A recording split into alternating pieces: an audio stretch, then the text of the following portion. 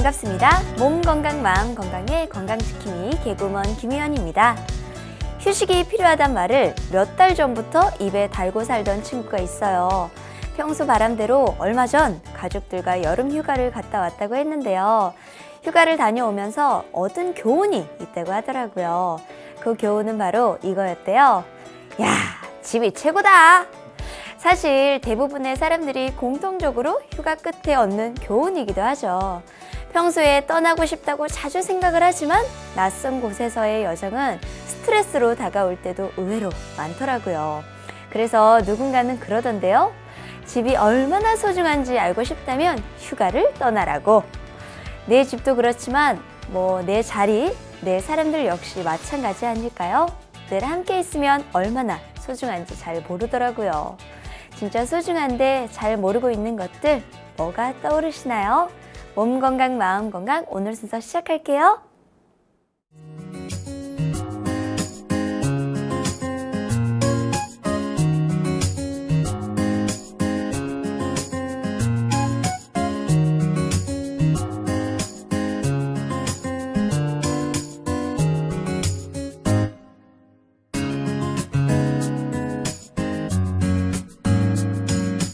몸 건강, 마음 건강.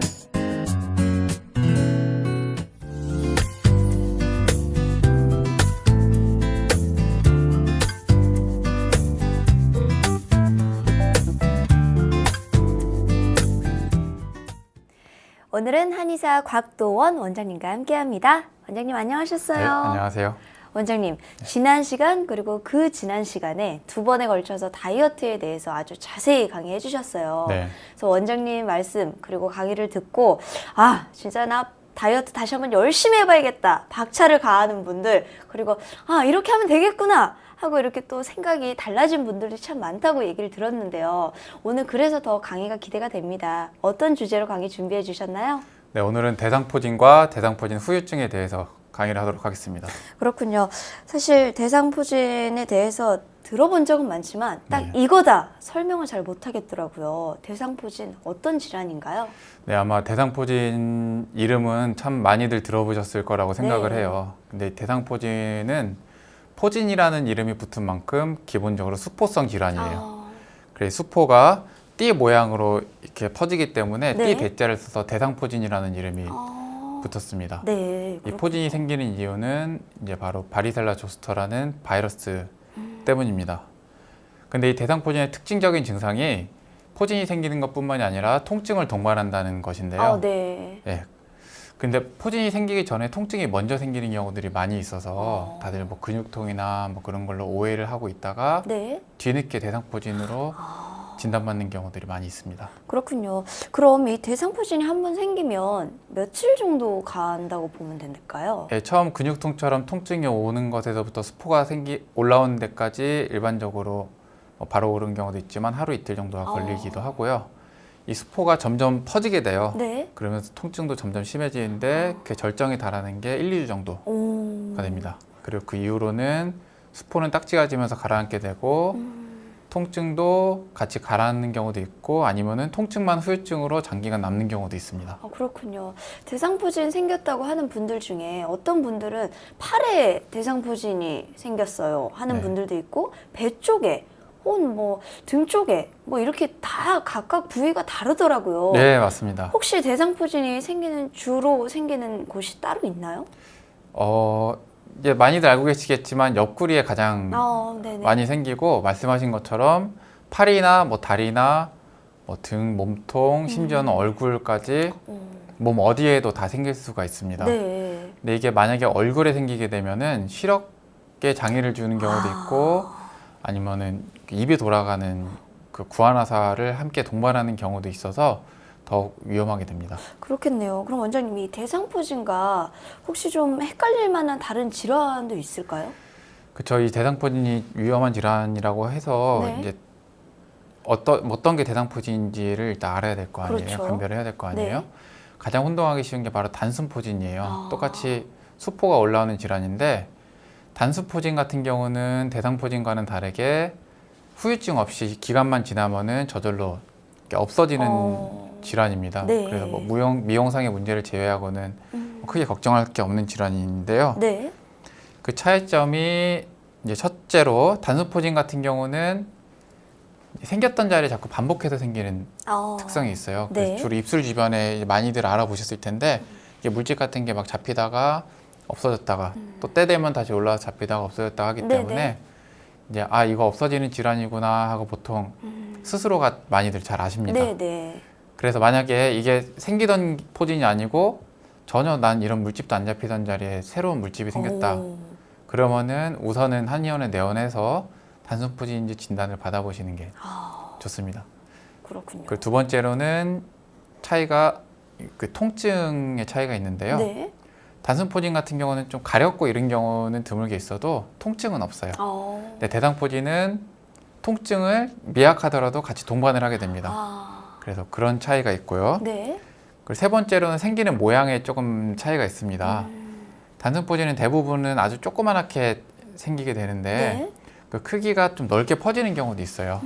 근데 퍼지더라도 대상포진 같은 경우는 이게 길쭉한 모양으로 퍼지는 경우가 많이 있고 단순포진은 좀 둥글 넓적한 형태로 퍼지는 경우가 많이 있습니다. 그렇군요. 좀 자주 스포가 나던 곳이면 단순 포진일 가능성이 많고 혹시 통증이 있거나 이럴 때는 대상 포진일 가능성이 크다라고 보면 될 것 같고요. 네. 본인이 그냥 이건 포진이야, 대상 포진이야 이렇게 본인이 생각하기보다는 가까운 한의원의 내원을 꼭 해봐야 되는구나라고 얘기를 해주셨는데요. 네. 그러면 원장님, 대상 포진은 어떤 사람들에게 좀 자주 발생을 하나요? 자, 오늘 이 방송을 이제 전 국민분들이 다 주의 깊게 들으셔야 되는 이유가 네. 이 대상포진은 남녀노소 누구에게나 다 올 수 있기 때문입니다. 당장 나한테도 올 수 있고 그렇죠. 내 옆에 친구, 내 가족들에게도 올 수가 있어요. 이 대상포진 바이러스가 사실은 우리가 잘 알고 있는 수두 아시죠? 네. 그 수두 바이러스랑 같은 바이러스가 원인이 돼요. 네. 그래서 이제 대상포진이 어떤 분들에게 오냐면 정설에 따르면은 이미 수두에 걸렸던 분들이나 네. 아니면 수두 예방 접종을 맞았던 분들이나 수두가 유행하던 지역에 계셨던 분들한테 네. 대상포진이 걸린다고 합니다. 그러니까 전부 다 포함되는 거 아닌가요? 그러니까 한국인은 뭐 사실 전부 다 걸릴 가능성이 있다고 보시면 됩니다. 그렇군요.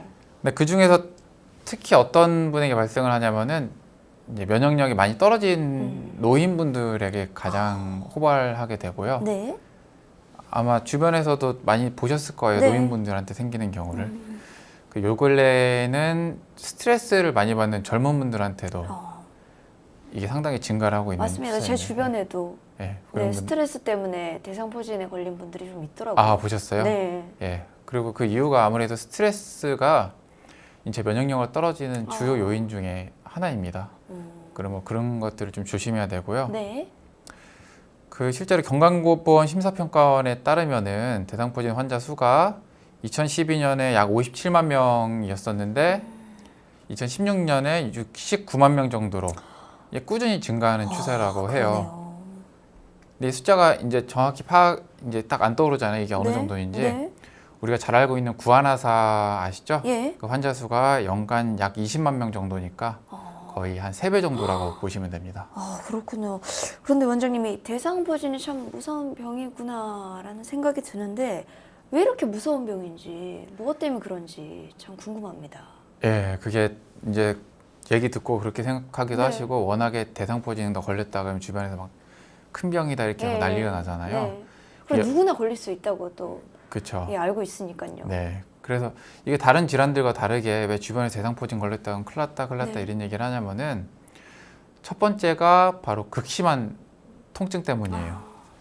오죽하면은 출산보다 더 큰 통증을 어머나. 주는 줄 수 있는 몇 안 되는 질환 중에 하나가 대상포진이라고 얘기를 하기도 하고요. 예.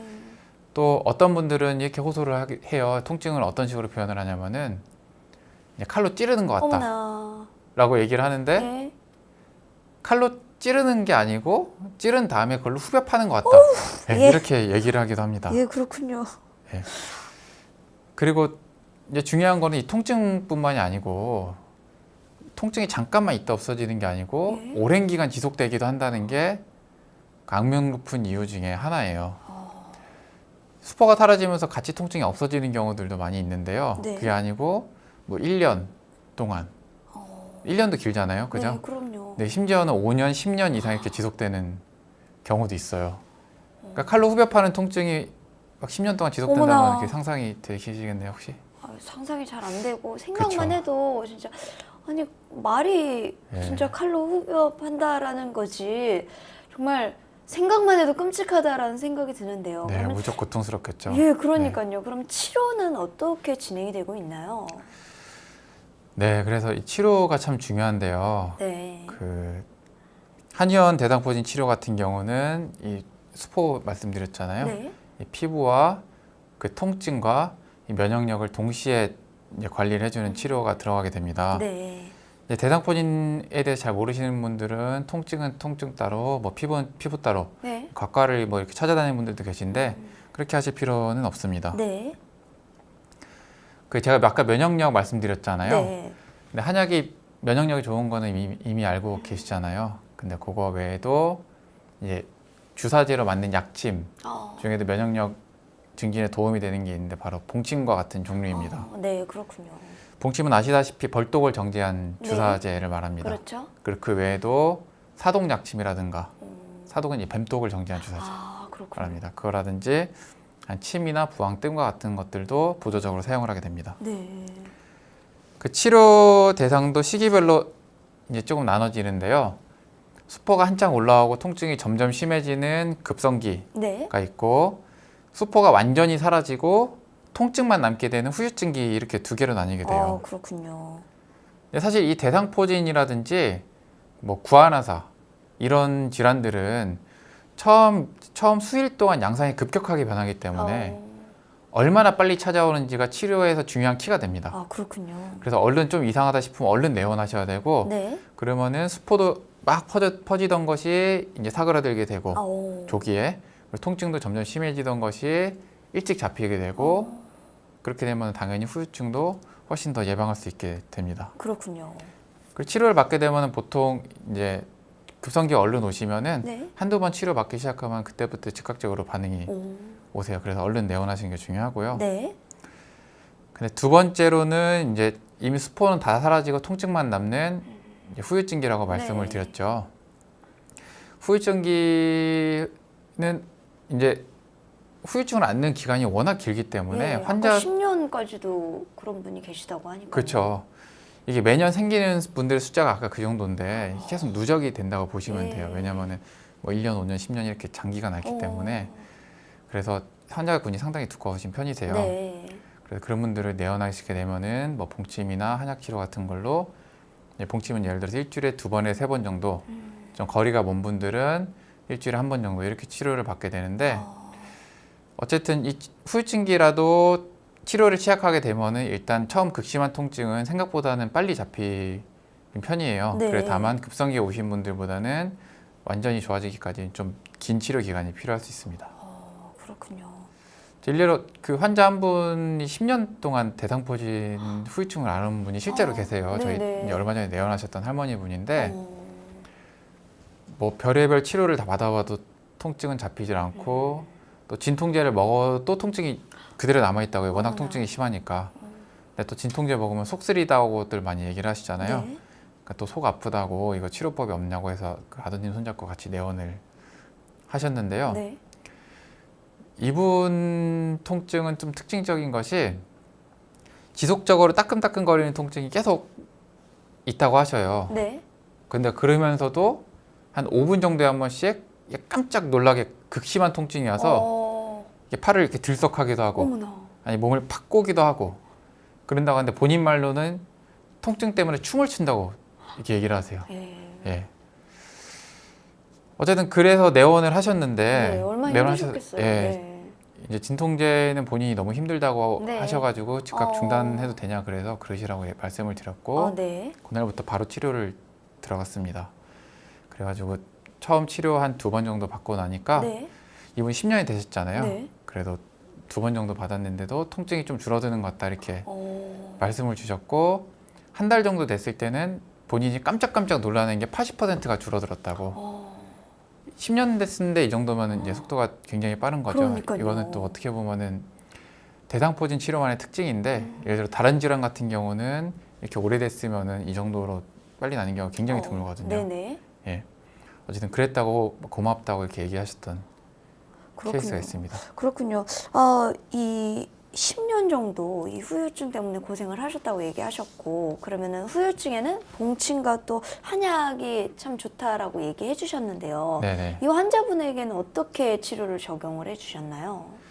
네, 흔히들 이제 봉침이나 한약 이름어는 뭐 다 비슷비슷한 걸로 뭐 생각하실 수도 있는데 왜냐하면 이름이 이렇게 묶여 있잖아요, 그죠? 그렇죠. 근데 봉침의 종류도 여러 종류가 있습니다. 예를 들어서 이제 저농도 봉독이라고 봉침을 상당히 묽게 희석해서 사용하는 그런 봉독도 있고 네. 대신에 뭐 훨씬 더 다루기 쉬워요, 그런 것들은. 그리고 고농도 봉독이라고 해서 그거의 한 10배에서 20배 정도 되는 농축도로 사용하는 봉독도 있는데 네. 저희가 이 환자분 같은 경우는 그 고농도 봉독으로 치료를 했습니다. 그 고농도 봉독 같은 경우는 효과는 훨씬 더 빠른 대신에 다루는데 조금 더 전문적인 기술이 그렇겠네요. 필요하게 됩니다. 그리고 약 같은 경우에도 종류가 이제 같은 한약이라도 각 질환별로 체질별로 종류가 수만 가지 이상이 돼요. 그래서 이 환자분들은 대상포진을 치료하는 한약 중에 몸의 재생력이랑 회복력을 도와주는 한약으로 이제 가미조화탕이라는 처방을 사용을 했습니다. 그렇군요. 원장님께서 치료하시면서도 이렇게 10년 동안 아팠는데 그래도 치료가 생각보다 이렇게 빨리 호전되는 걸 보고 원장님도 굉장히 뿌듯하시고 본인도 네. 좀 이제 덜 아픈 것 같다, 살만하다 이런 얘기 하셨을 것 같아요. 네. 그렇죠. 네. 아무래도 이 사실상은 네. 이제 대상포진 치료를 받으러 오셔서 제일 득보는 분들은 수포가 올라온 시기에 얼른 오시는 분들이에요. 그렇군요. 빨리 가는 게 좋군요. 네. 그런데 그분들 같은 경우는 이제 치료가 좀 수월하게 되다 보니까 네. 원래 별거 아닌 질환이었나 보다 이렇게 생각하시는 경우가 사실은 좀 많이 계세요. 네. 그래서 사실 제일 고마워하시는 분들은 좀 여기저기 다 다녀보시고 막 그렇죠. 안 돼서 이 치료 회복 안 돼서 그때서 오신 분들은 변화가 있구나라는 걸 이제 몸소 느끼시니까 그런 분들이 보통은 가장 고마워하십니다. 그렇군요. 그런데 원장님, 이 대상포진이 수포랑이 딱지가 생긴다고 들었는데요. 네. 그럼 혹시 대상포진을 인해서 나중에 흉터도 생길 수 있는 건가요? 네, 물론입니다. 이제 원래는 노인분들에게 많이 오시는데 네. 노인분들은 흉터보다는 통증 위주로 좀 그렇죠. 잡아달라고 얘기를 하셔서 네네. 그런 분들은 별로 크게 신경을 안 쓰는데 요즘 젊은층 환자분들이 좀 네, 맞아요. 늘어나고 있다고 말씀드렸잖아요. 근데 흉터가 처음 수포가 지는 과정에서 뭐 생기진 않고 이게 터지고 딱지가 되는 과정에서 흉터가 남는 경우들이 있어요. 그렇군요. 그래서 그런 경우에는 이 흉터를 치료해주는 한방 고약인 자운고 같은 거를 네. 이렇게 그 과정 중에서 발라주면은 흉터도 예방할 수가 있습니다. 그렇군요. 그럼 치료는 봉침과 한약을 쓰고 네. 또 이 연고로는 흉터에 있는 자운고로 이렇게 동시에 치료가 가능하다고 볼 수가 있겠네요. 원장님, 혹시 이 봉침을 얘기해 주셨는데 벌 알러지가 있는 분들이 있을 수도 있잖아요. 네, 그렇죠. 이런 경우는 어떻게 해야 되나요? 예, 우선 한약 같은 경우는 뭐 그런 분들도 상관없겠죠. 네. 그런 분들 기본적으로 또 치료를 체질에 하게 되고, 따라서 또 해 주실 테니까요. 그렇죠. 예. 치료를 하게 되고 봉침 같은 경우는 벌 알러지가 있는 분들이나 다른 알러지가 있는 분들은 이제 조금 주의를 해서 사용을 하게 됩니다. 그래서 첫 번째로 할 수 있는 방법이 벌독 대신에 사용할 수 있는 사독 약심이라는 게 또 있어요. 네네. 사독 중에서도 대상포진에 쓰는 사독이 따로 있습니다.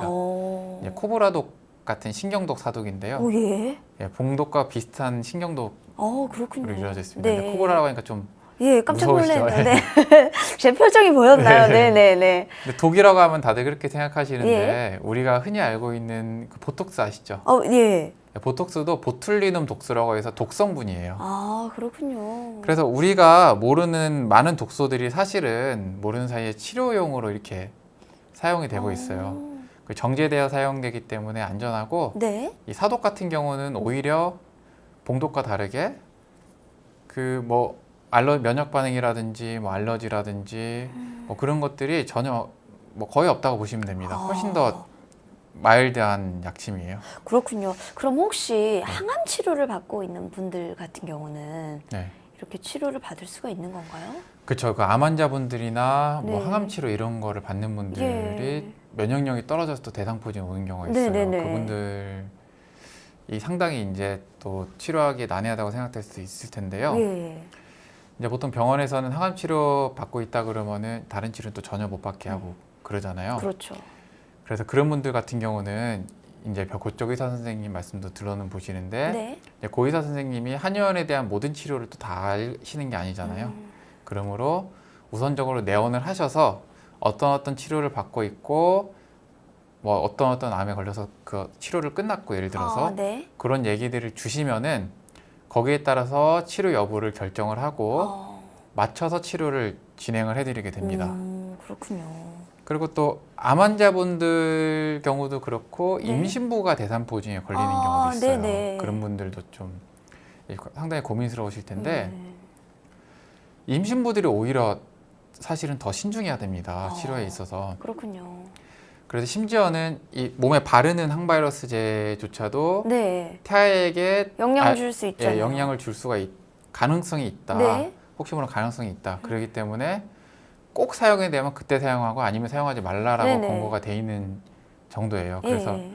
그리고 임신부들은 주로 안전성이 검증되어 있는 임신 중 한약으로 치료를 하게 됩니다. 이제 대표적으로 황금이나 백출 같은 약들이 검증되어 있는 임신 중 한약인데요. 네. 이 임신 중 한약을 쓰게 되면은 임산부 면역력도 올라가게 되고 이제 몸에 쌓여 있는 화도 내려가게 되고 추가적으로 대상포진 치료를 받으러 오셨는데 네. 오히려 태아에게도 더 좋습니다. 그렇군요. 예, 지난 강의에서 이제 별 이상이 없어도 네. 임신 중 한약을 복용하는 방법에 대해서 또 강의를 드렸죠. 네네. 예, 그런 식으로 맞춰서 처방을 하게 됩니다. 그렇군요. 이렇게 요즘에 정말 비일비재하게 대상포진의 인구가 늘어나다 보니 예방접종에 대한 얘기도 많이 나와요. 네. 대상포진 예방접종은 해야 하는 건가요? 아니면 안 해야 되는 건가요? 네, 거기에 대해서 물어보시는 분들도 또 많이 계세요. 네. 인터넷에도 요즘 이제 많이 맞아요. 옛날에 비해서 퍼지고 있고. 예.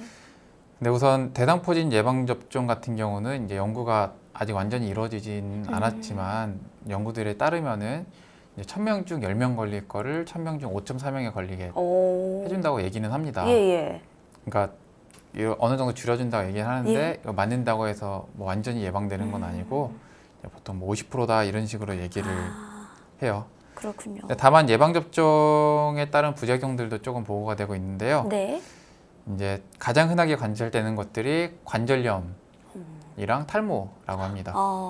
근데 또 어떤 연구에서는 그리 걱정할 수준은 아니라고도 하고 그리고 한 전문가 리뷰에 따르면 이제 대상포진 예방접종에 대해서는 아직 이루어질 연구가 좀 많이 남아있다고 얘기를 합니다. 그렇군요. 참고로 그 대상포진에 이미 걸렸던 사람도 네. 또 대상포진에 네. 걸릴 수는 있어요. 예. 네, 그런 분들 같은 경우는 이 대상포진 예방접종이 대상포진을 이제 말하자면 비유하자면 보이지 않게 살짝 앓게 해줘가지고 예방시키는 원리이기 때문에 이미 걸렸던 사람이 곧바로 또 예방접종을 맞거나 그럴 필요는 없습니다. 그렇군요. 그럼 원장님 대상포진을 피하기 위해서 좀 다른 예방법 같은 게 있을까요? 예, 대상포진이 면역력 저하로 오게 되는 거라고 말씀을 드렸잖아요. 네. 그러면 이 면역력이 떨어진 것을 어떻게 알 수 있을까요? 올려야죠. 예, 어떻게 내가 이 면역력이 떨어진 거를 알 수가 있을까요? 글쎄요, 약간 뭐 혓바늘이 돋는다든지, 네. 아니면 좀 피곤한 것 같다든지, 네. 아니면 자도 또 자고 싶다. 예, 뭐 이런 거나 아니면 입맛이 없다. 네. 뭐 이런 것들로 조금 내가 면역력이 떨어졌나? 이런 생각하지 않을까요? 맞습니다. 맞군요. 네. 이 면역력이라는 거는 사실 네. 정확히 기계로 검사할 수는 없습니다. 어떻게 보면 이제 과학기술 그 면역력을 정확히 검사할 그렇죠. 단계까지 오진 않은 거고요. 예. 이걸 본인이 스스로가 어떻게 알 수가 있냐면은 이제 잠도 잘 자던 대로 잘 자고 네. 말씀하신 것처럼 자고 나도 개운하고 뭐 소화도 잘 되고 뭐 대소변도 시원하게 잘 보고 그러면은 그리고 내 건강이 뭐 작년에 비해서 크게 달라진 거 없이 괜찮은 것 같다 이러면은 면역력이 그래도 괜찮구나라고 네. 생각을 하셔도 되고요. 근데 자도 깨운치가 않고 예. 술을 똑같이 마셨는데 깨는 게 또 예전 같지가 않고 대소변 보는 것도 시원치 않고 막 잠도 안 오고 막 이런 분들 같은 경우는 이제 면역력이 떨어졌을 가능성이 높다고 보시면 됩니다. 그래서 그런 분들은 이 면역력을 높이기 위해서 이런 내 몸에 사소한 증상 하나하나 있잖아요. 이런 것들을 먼저 개선해 나가는 거를 관심을 두고 생각을 하시면 같아요. 그렇군요. 예를 들어서 또 뭐 대표적으로 또 사소한 일에도 똑같이 스트레스 더 받는다든지 그런 분들도 화가 아니면 자꾸 난다든지. 그렇죠. 예. 뭐 똑같이 옆에서 누가 톡 건드렸는데 옛날이었으면은 그래 왜 알았어. 하고 예. 돌아보는데 요즘 같이 막 짜증나고 너 왜 그래 네. 그렇게. 그렇죠, 예, 그렇죠. 만약에 그렇게 된다면. 네, 그러면은 좀 내가 면역력이 떨어지는 상태일 수 있구나 생각을 하시면 되고 이제 얼마 전에 또 찾아왔던 40대 남성 환자가 계세요. 네. 이분은 극심한 스트레스를 받은 다음에 이마에 대상포진이 생겼다고. 어머나 얼굴에. 네, 그분 예. 같은 경우도 이제 후유증 관리 받으러 찾아오셨는데요. 이제 아무리 진통제 먹어도 이게 가라앉질 않는다고 네. 해서 찾아오셨어요. 이분 같은 경우는 이제 얼굴 부위이기 때문에 아무래도 그 봉독보다는 사독으로 치료를 했던 경우인데요. 네.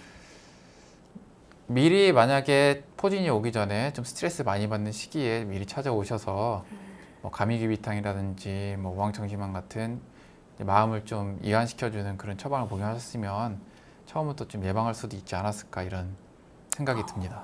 그렇군요. 그리고 또 대상포진이 통계상으로는 이제 7월에서 9월경에 잘 발생한다고 해요. 그렇군요. 예. 제일 더울 때네요. 그렇죠. 예. 예, 그렇게 발생한다고 얘기를 하는데 그래서 면역력이 약한 노인분들이라든지 아니면 많이 과로를 하신 분들은 미리미리 그 시기가 오기 전에 예방을 하는 게 좋습니다. 뭐 예를 들면은 뭐 환절기 봄 같은 때는 환절기 건강에 좋은 뭐 쌍화탕 계통의 한약을 복용하신다든지 네. 그리고 한여름에는 무더위 때문에 많이 지치고 또 땀 때문에 많이 깔아앉잖아요. 네. 그럴 땐 여름 보약인 뭐 생맥산이나 이곤산 같은 걸로 미리 보충을 해주시면 더 도움이 되고 그 외에도 마음을 좀 평안하게 하고 뭐 술도 좀 줄이시고 건강한 생활 습관을 들이시면 도움이 될 것 같습니다. 그렇군요. 대상포진으로 혹은 대상포진 후 신경통으로 고생하는 분들은 꼭 가까운 한의원을 찾아가서 치료를 받아보시길 바랍니다. 사실 몸 건강, 마음 건강에서도 이 대상포진과 관련된 상담 전화가 많이 들어오는 걸로 제가 알고 있는데 오늘 원장님의 말씀이 대상포진으로 힘들어하는 분들에게 많은 도움이 됐을 것 같습니다. 원장님, 오늘도 좋은 말씀 감사합니다. 네. 미니 강의, 오늘은 곽도원 원장님께서 대상포진에 대해 자세히 강의해 주셨습니다.